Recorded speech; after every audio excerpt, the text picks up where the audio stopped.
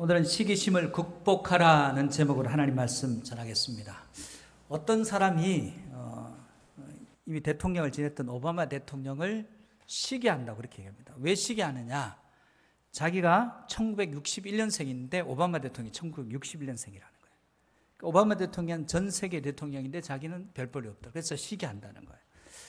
황당하기도 하고 어처구니 없기도 합니다. 73년생이 있어요. 73년생이 그 국민의힘 당대표가 73년생이거든요. 시기한다는 거예요. 왜? 73년생인데 지금 벌써 법무부 장관 했고 검사에다가 당대표하고 있으니까 시기한다. 황당한 얘기입니다. 연령이 같다. 그것 하나로서 시기심의 대상이 되는 건 아니에요. 그런데 시기심은 근거가 없어요. 근거도 없고 출처도 없이 그냥 시기심이 일어난다는 겁니다. 지식인들이 시기심이 굉장히 많습니다.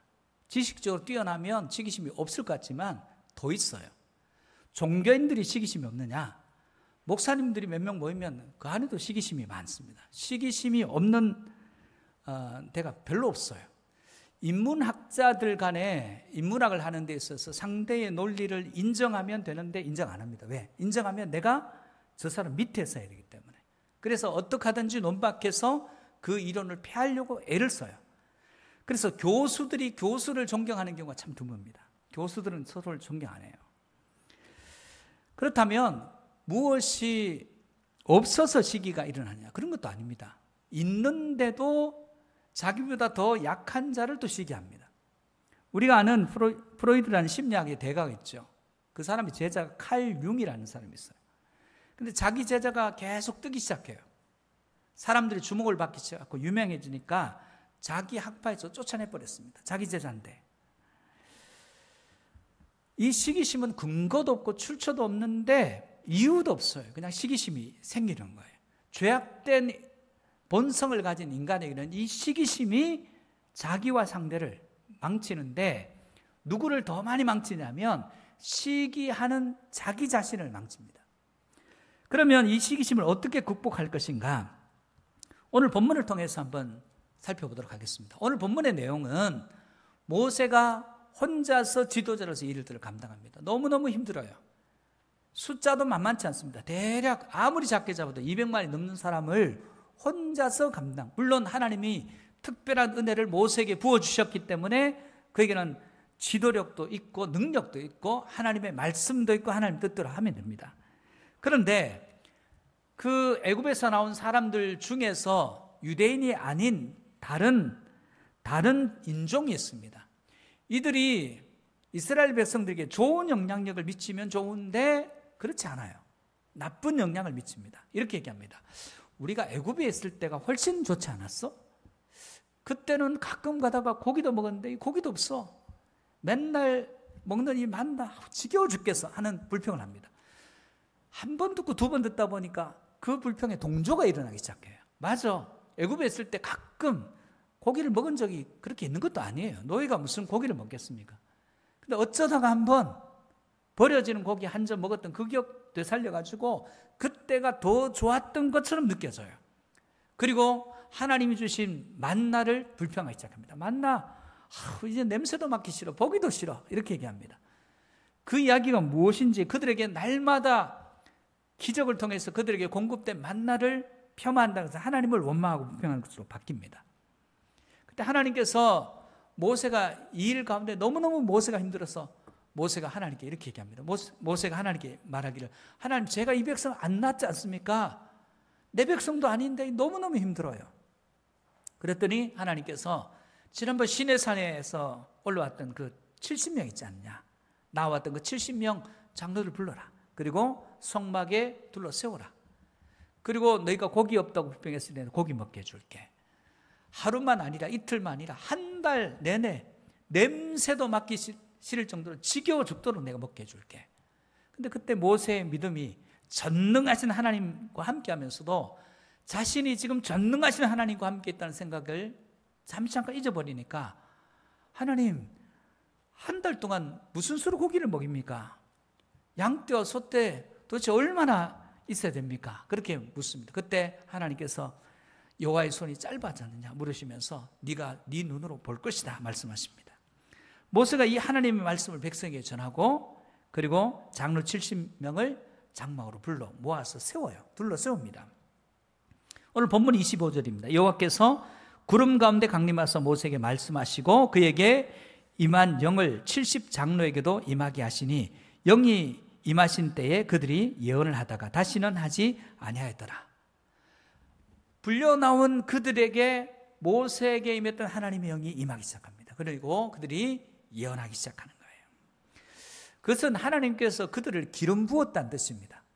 오늘 여기에 계신 목회자 그리고 장로, 권사, 집사님들 기름 부음 받았어요. 하나님께서 세웠다 그런 의미입니다. 그런데 뜻밖의 일이 일어나요.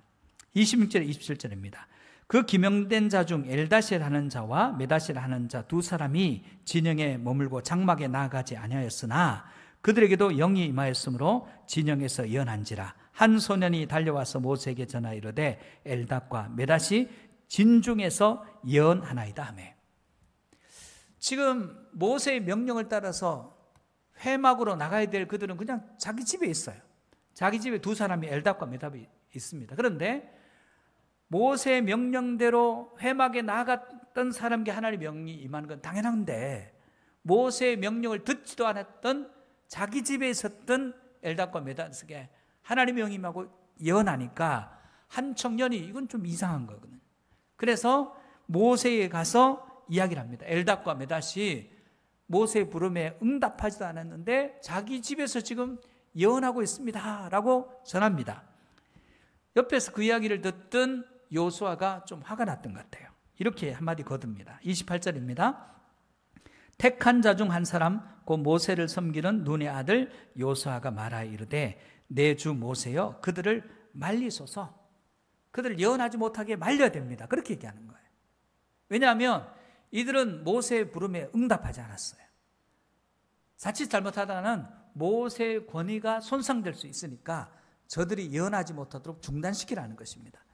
이것은 여호수아가 모세를 수종듭니다. 이 수종든다는 게 있어요. 종으로 수종드는 게 아니라 모든 예배하는 일, 하나님의 말씀을 듣는 일에 옆에서 함께 동력한다는 거예요. 그런 측면에서 보면 이 여호수아는 모세를 추종하고 모세를 따르는 사람입니다. 그런 측면에서 모세의 권위가 손상되는 것을 싫어하는 거예요. 그래서 엘닷과 메닷이 예언하지 못하도록 중단시키라. 한마디로 말해서 나는 당신을 위합니다. 당신의 말을 듣지도 않은 저들이 예언하는 것은 가당치도 않습니다. 그렇게 하면서 그 방향이 모세를 향해서 온 마음을 다해서 분노하고 시기하고 열정을 다해서 엘닷, 메닷을 예언하지 못하도록 중단시켜야 된다고 얘기합니다. 그때 모세는 자기를 향해 있지 않습니다. 그 열정이, 그 시기심이 자기를 향해 있지 않습니다. 하나님을 향해 있어요. 29절에 30절입니다. 모세가 그에게 이르되 내가 나를 두고 시기하느냐. 여호와께서 그의 영을 그의 모든 백성에게 주사 다 선지자가 되게 하시기를 원하노라. 모세와 이스라엘 장로들이 진중으로 돌아왔더라. 모세가 여호수아에게 하는 얘기는 네가 왜 나를 두고 시기하냐는 거예요. 왜 저들이 내가 부를 때 응답하지 않은 두 사람이 진영 중에서 예언한다고 저들을 시기하고 모세의 말을 안 들었으니까 저들에게는 영도 임하면 안 되고 예언도 하면 안 된다고 나를 위해서 열심을 내느냐. 나는 모든 사람이 그들이 어디에 있든지 하나님의 영이 임하고 그들이 다 선지자 되었으면 좋겠다. 그렇게 얘기하고 있습니다. 인간의 시기와 질투, 이건 전부 사람을 향해 있어요. 그러나 진짜 믿음의 사람은 이 시기와 질투가 하나님을 향해 있습니다. 어떻게 하든지 사람들이 예수 믿고 구원받았으면 좋겠다. 이 시기에 어떤 사람이든지 그들이 하나님의 말씀을 듣고 순복해서 하나님의 말씀으로 복을 받았으면 좋겠다. 이 열심이에요. 그 열심이 저와 여러분의 있기를 주의 이름으로 축복합니다. 여호수아와 모세는 열정의 방향이 지금은 달라요. 여호수아는 모세를 향해 있습니다. 모세는 자기를 향해 있지 않습니다. 하나님을 향해 있습니다.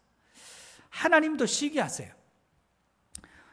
그런데 이 시기가 우리의 시기와 다릅니다. 하나님의 자녀를 향한 그들이 제발 악한 길에서 돌이켜서 복을 받는 길로 나갔으면 좋겠다는, 구원받는 길로 나갔으면 좋겠다는 시기예요.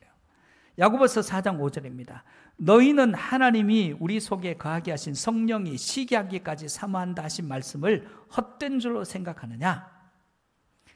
하나님은 우리가 잘못된 길로 가지 않기를 바랍니다. 우상 숭배에 빠지지 않기를 바랍니다. 말씀을 거역하고 말씀을 반대 방향으로 가면 망하는 길인데 그 길로 가지 않기를 간절히 바랍니다. 그래서 하나님은 질투하는 하나님입니다.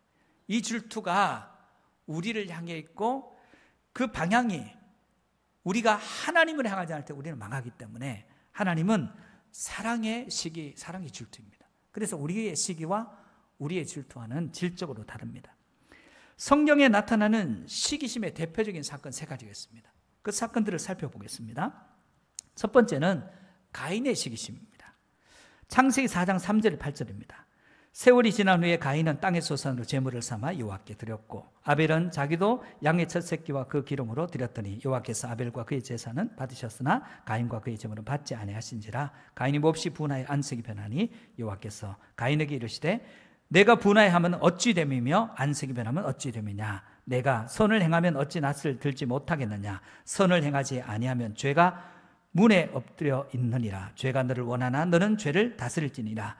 가인이 그의 아우 아벨에게 말하고 그들이 들에 있을 때 가인이 그의 아우 아벨을 쳐 죽이니라. 가인과 아벨이 하나님께 제사를 드립니다. 가인은 짐승의 첫 새끼로 구별해서 드린 거예요. 아벨은 가인은 땅의 소산을 드려요. 근데 아벨은 짐승의 첫 새끼로 드립니다. 드렸어요. 중요한 것은 드린 재물이 중요한 게 아니라 마음의 중심이 중요합니다. 그런데 가인의 중심을 보시 하나님께서 받으시기 합당하지 않으셨어요. 아벨의 중심을 보시니까 그 예물은 받으시기 합당했습니다. 그래서 받으셨어요. 그런데 지금 두 사람입니다. 이 제사의 문제가 두 사람의 문제는 아닙니다. 지금 이 제사가 받아들이지 않은 게 아벨 때문이 아니에요. 가인 자신 때문입니다. 그런데 가인은 둘이 경쟁하는데 아우의 예배가 받아들이고 자기 예배가 안 받아들였으니까 문제는 동생 때문이라 생각합니다. 저 동생만 없으면 내 제사가 받아들이는 그런 문제도 아니에요. 저 동생이 존재하지 않으면 내 제사가 연락되느냐, 그것도 아니에요. 중심의 문제예요. 여러분, 예배는 옆에 있는 사람과 관계없습니다. 여러분, 설교자하고도 관계없어요. 예배는 하나님을 향해 있습니다. 그래서 여러분이 지금 예배를 드리는 것은 분위기 따라 드리는 게 아닙니다. 하나님 앞에 그분만 우리의 예배를 받으셔야 됩니다. 저도 하나님만 바라보고 예배해야 되고 여러분도 하나님만 바라봐야 되는 것입니다. 그때 그 예배가 받아들여진 거예요. 그러나 그는 그렇게 하지 못했습니다. 갑자기 분노가 일어나고 그 분노가 시기심으로 극화됩니다. 그래서 동생을 죽이는 최초의 살인자가 되어버립니다. 가인은 동생의 제사를 인정하고 그 동생의 제사들을 통해서 자신이 어떻게 예배하는 것이 옳은 것인지를 배웠어야 됐습니다. 그러나 시기심은 상황을 더 악화시킵니다. 더 문제를 복잡하게 하고 더 어렵게 만들어 버리더라는 거예요.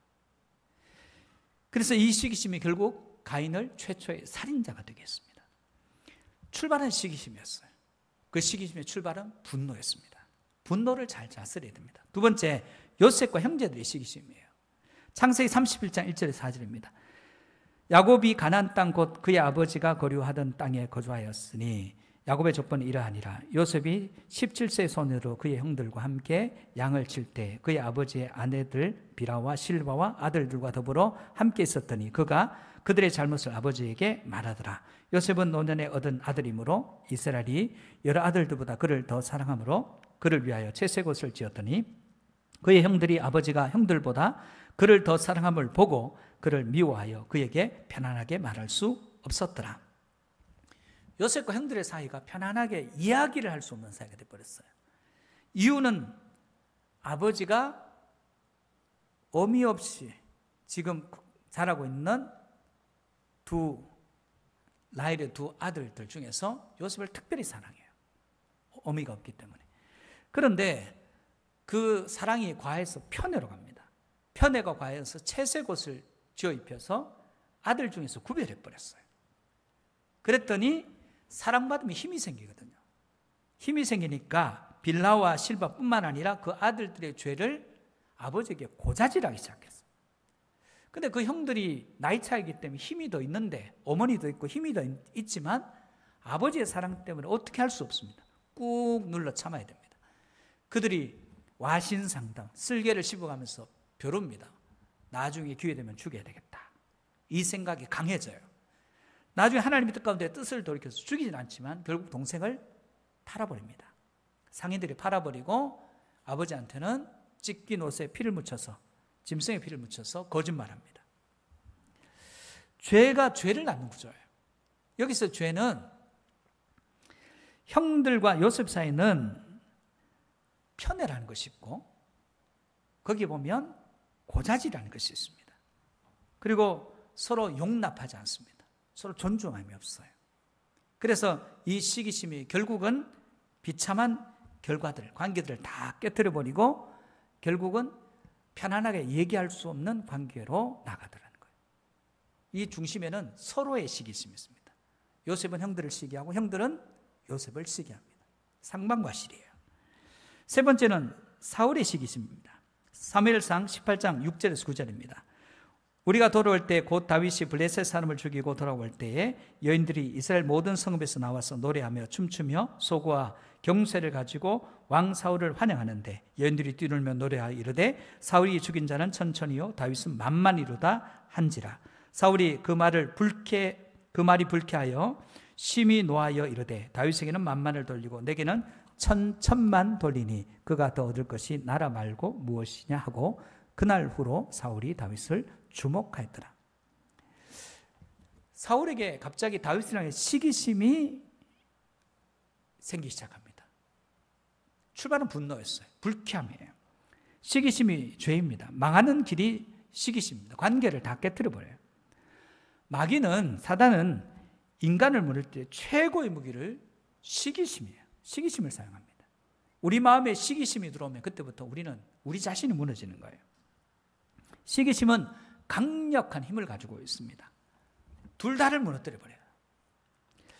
여러 사람이 나중에 보면 여러 사람이 죽어 있고 나중에 결과적으로 보면 자기 자신도 죽어 있는 것을 목도하게 되더라는 거예요. 사울이 다윗에 대한 시기심을 극복하고 다윗을 인정했더라면 사울의 비참한 말로는 없었을 거예요. 만약 사울이 다윗을 인정했다면 그냥 자기 부하입니다. 바뀌는 건 하나도 없어요. 여전히 이스라엘의 왕은 사울입니다. 그리고 그는 자기 부하입니다. 그랬다면 길보아에서 최후를 맞이하거나 하나님의 영이 떠나서 엔돌에 신접한 무당을 찾아가는 비참한 일은 없었을 거예요. 결국 시기심이 누구를 무너뜨린 것입니까? 사울을 무너뜨린 것입니다. 여러분, 부자와 나사로, 누가복음 16장에 보면 부자와 나사로 비유가 있습니다. 이 비유에서 부자는 호의호식으로 잘 살다가 마지막에 지옥 가요. 나사로는 고생했지만 결국 천국에 갑니다. 만약 부자가 마지막 순간에 뉘우치고 회개하고 하나님 은혜를 입어서 천국을 갔다면 아마 여러분 책 덮었을 거예요. 그런데 왜 그러냐면 우리 인간 속에는 죄를 범한 자에게는 반드시 인과 응보라는 생각이 가득 차 있어요. 그래서 죄를 범한 어려움 처해 있는 나사로를 돌보지 않은 그가 천국 가는 것을 용납할 수가 없어요. 그런데 성경은 그런 사람이 용납을 받고 하나님의 은혜 가운데 천국에 가는 것이 성경의 원리입니다. 은혜가 왕노릇하는 거예요. 은혜가 내게 역사하는 것은 감사, 아멘이에요. 그런데 은혜가 다른 사람에게 역사하는 것은 봐줄 수가 없다는 거예요. 이게 인간의 심리입니다. 이것도 일종의 시기심이에요. 그러면 어떻게 이 시기심 문제를 극복할 것인가? 두 가지 살피겠습니다. 첫 번째는 시기를 받는 자, 시기를 당하는 자예요. 시기를 받는 자는 겸손하라는 거예요. 한번 따라하겠습니다. 시기를 받는 자는 겸손하라. 먼저 시기를 받는 대상 요셉의 입장에 보십시다. 요셉이 아버지 사랑을 받아요. 겸손해요. 겸손해서 형들을 칭찬합니다. 형들을 인정합니다. 형들은 참 양도 잘 치고 정말 대단한 것 같아요. 아버지한테 형들을 칭찬만 계속해요. 그리고 자기는 부족하다. 언제 형들만큼 커서 저렇게 양을 능수능란하게 다룰 수 있을까요? 저도 배워야 될 텐데. 이랬다면 어땠을까? 그러나 그러지 못했어요. 겸손의 자리가 아니라 편의 사랑이 교만의 자리로 가버렸습니다. 베드로전서 5장 6절입니다. 그러므로 하나님의 능하신 손 아래에서 겸손하라. 때가 되면 너희를 높이시리라. 이 말을 풀어 얘기하면 네가 전능하신 하나님의 손을 믿느냐? 사람은요, 겸손하면 손해보는 것 같아요. 내가 겸손하면 사람들이 다 내 위에서 나를 이용하려고 하는 것 같아요. 그래서 겸손하기가 무척 어렵습니다. 그런데 하나님의 능하신 손을 믿고 겸손하면 하나님이 높이실 때, 하나님이 높이시면 아무도 못 끌어내려요.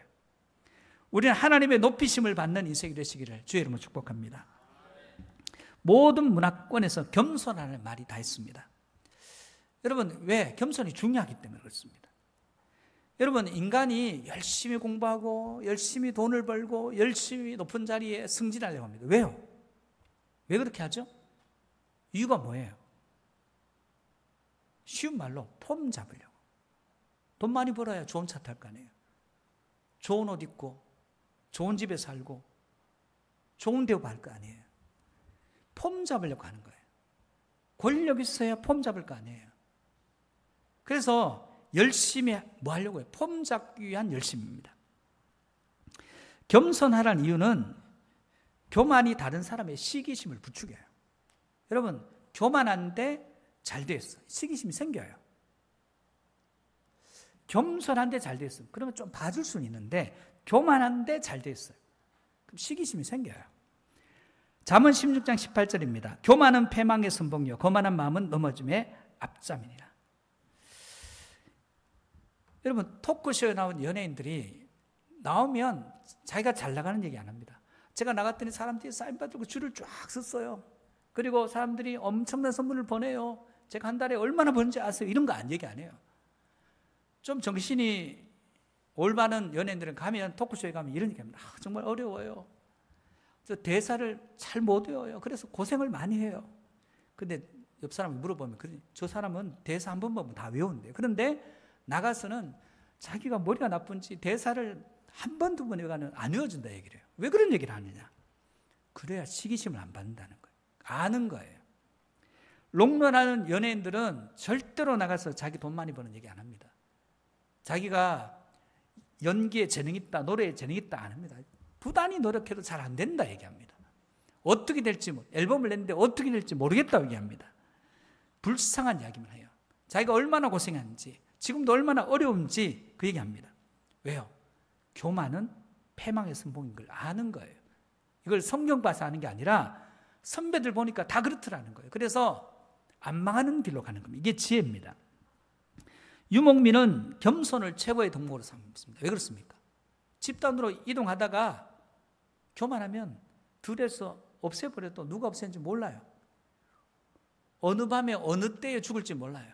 그래서 그들은 겸손합니다. 부도 집중시키잖아요. 분산시켜요. 권력도 분산시킵니다. 그래서 나온 나라가 몽골 제국 아닙니까? 몽골 제국 아닙니까?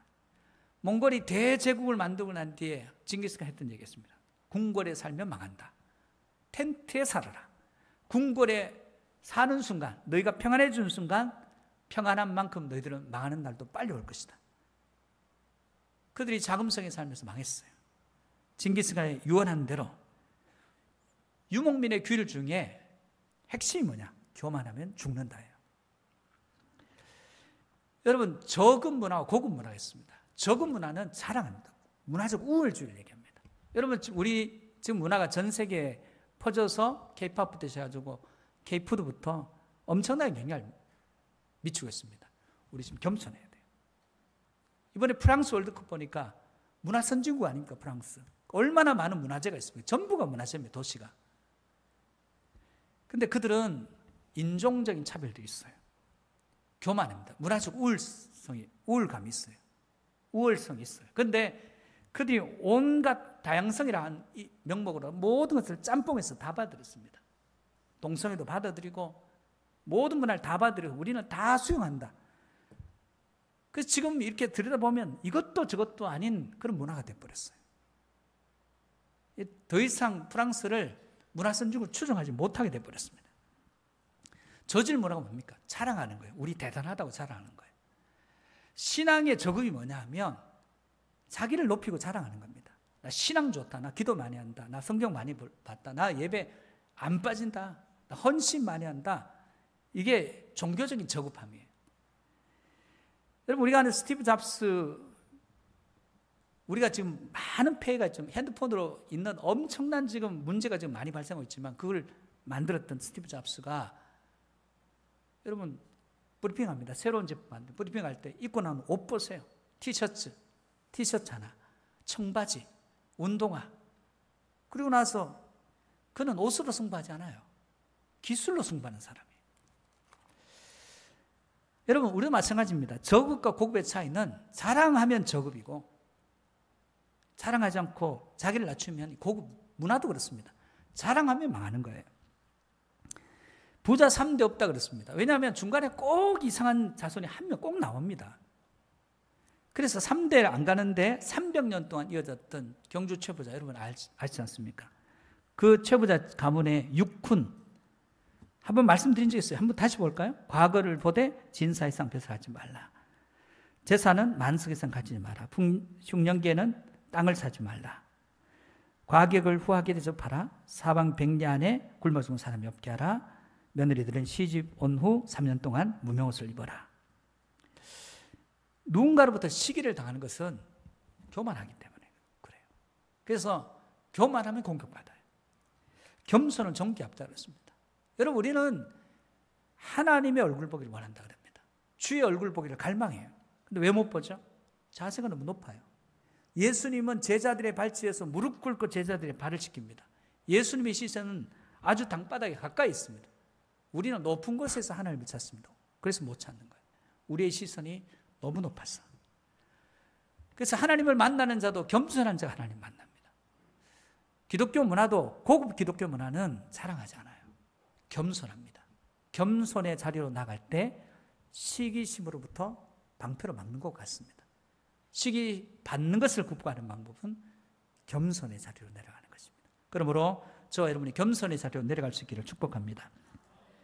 시기심을 축복으로 바꾸라는 거예요. 시기심이 일어난 사람이 하나님 기도합니다. 하나님, 저 시기심 좀 제발 없어져요. 왜 저는 시기심이 이렇게 많나요? 기도한다고 될 문제가 아니에요. 시기심은 인간에게 본래부터 있는 모습입니다. 시기심은 포장합니다. 저 사람이 없어야 공동체가 잘 될 것 같아요. 저 사람을 위하는 것은 내가 시기심 때문이 아니라 공동체를 위해서라고 얘기합니다. 화를 잘 내는 사람이 시기심이 많습니다. 화를 잘 내는 사람이 시기심 없는 사람이 없어요. 여러분 보십시다. 사울이 다윗을 시기합니다. 이게 정당한가요? 골리앗과의 전쟁에서 지금 골리앗이 무서워서 아무도 오금이절에서 못 나갔어요. 전쟁의 승패가 이스라엘이 지는 방향으로 지금 흐르고 있습니다. 그때 다윗이 믿음을 가지고 만군의 여호와 이름으로 나가서 물맷돌로 골리앗을 쓰러뜨리고, 여기는 철기 문명권이에요. 지금 이스라엘은 청동기 문명권이에요. 철기 문명권을 청동기가 어떻게 이깁니까? 그런데 말도 안 되게 이겼습니다. 전쟁이 진다는 게 뭡니까? 내 딸이 내 아들이 전쟁의 노예로 끌려가고 내 집이 불타고 내 재산이 적의 수하에 떨어진다는 게 전쟁이 지는 거예요. 그 전쟁에서 다윗 때문에 이겼어요. 다윗의 믿음을 통해서 하나님이 이기게 하셨지만 인간이 보기에는 그렇습니다. 돌아와요. 전쟁에 승리하고 승전가를 부르면서 돌아옵니다. 우리가 죽을 길에서 산 거예요. 그래서 아내자들이 너무너무 기쁜 나머지 다윗이 죽인 사람이 만만이고 사울은 천천히라고 합니다. 전쟁에서 적군을 죽이는 거 누가 하는 거예요? 장수가 하는 거예요. 왕은 그냥 뒤에 있는 겁니다. 정과를 많이 세우는 게 왕의 공로는 아닙니다. 또 그들의 마음을 헤아려 보면 이해할 수 있어요. 인정하면 돼요. 다윗은 훌륭한 군사다. 그럼 끝납니다. 왕이 바뀌는 것도 아니에요. 그런데 다윗에게 만만 돌렸다고 불쾌함이, 분노가 일어나고 분노가 시기심을 가서 일평생 다윗을 미워합니다. 그래서 날마다 다윗을 죽일 암살 특공대를 맨날 보냅니다. 사울의 시기심이 다윗을 왕으로 만들었어요. 사울이 계속 다윗을 미워하고 추적하니까 도망다니면서 왕으로서의 모든 자질을 다 갖췄어요. 시편이 전부 다윗의 기도요, 노래입니다. 언제 만들었을까요? 도망다니면서. 다윗의 믿음이 언제 깊어졌어요? 도망다니면서 깊어졌습니다. 이걸 누가 만들었습니까? 다윗을 시기했던 사울이 만들어준 거예요. 한마디로 그 시기심이 자기 자리를 다윗에게 준 거예요. 여러분, 시기심은 시기하는 상대를 높여주는 겁니다. 잘 아셔야 됩니다. 상대가 무너지면 모르겠지만 상대가 믿음으로 서고 상대가 그 시기심을 극복한다면 그 다음은 내가 죽는 거예요. 문제는 내 안에 찾아야 되는 것입니다. 시기심은 문제의 해답을 바깥에서 자꾸 찾으려고 합니다. 아니요, 나 안에서 찾아야 돼요. 그래서 우리는 시기심을 없애달라고 하나님께 기도합니다. 그 방법은 안 됩니다. 로마서 12장 14절입니다. 너희를 박해하는 자를 축복하라. 축복하고 저주하지 말라. 시기심을 극복하는 방법은, 이기는 방법은 내 안에 자꾸 시기심이 일어나요. 상대를 축복하면 됩니다. 사울이 다윗을 축복하면 끝났습니다. 만약 가인이 아벨을 축복했으면 끝났습니다. 아무 문제도 일어나지 않았습니다. 요셉과 그 형제들이 서로를 축복하면 아무 문제도 일어나지 않았어요. 사울과 다윗 사이에서 사울이 다윗을 인정하고 축복했으면, 내 시기심이 정당과 판단해 보고 축복했으면 사울은 그 자리를 지켰을지 모릅니다. 그러므로 오늘 우리가 이 시기심을 극복하는 두 가지, 시기 당하는 자는 겸손의 자리로 내려가는 거예요. 시기심이 일어나는 자들은 이 시기심은 나를 망치는 거예요. 그래서 이 시기심을 극복하는 방법은 시기하는 대상을 계속 축복하면 됩니다. 한번 해보시죠. 옆 사람에게. 당신을 축복합니다. 벌써 시기심이 생겨서 안 하고 싶어요. 다시 한번. 당신을 축복합니다. 만복이 당신에게 있기를 원합니다. 예, 작게 하시는 분들은 아직 시기심을 극복 못했네요. 다시 한번. 만복이 당신에게 있기를 원합니다. 당신을 축복합니다. 성경이 합니다. 그가 받을 자격이 안 되면 내 거라고. 사랑하는 성도 여러분, 우리 안에 시기심은 생겨요. 그러나 두 가지. 시기 당할 때는 겸손의 자리로. 시기하는 마음이 생길 때 기도만 해서는 안 됩니다. 계속 축복하시기 바랍니다. 그때 여러분 안에 시기심을 극복하고 여러분의 자리를 지킬 뿐만 아니라 하나님께서 주시는 능력 가운데 하나님께서 여러분을 존귀케 하실 것입니다. 주의 이름으로 축복합니다.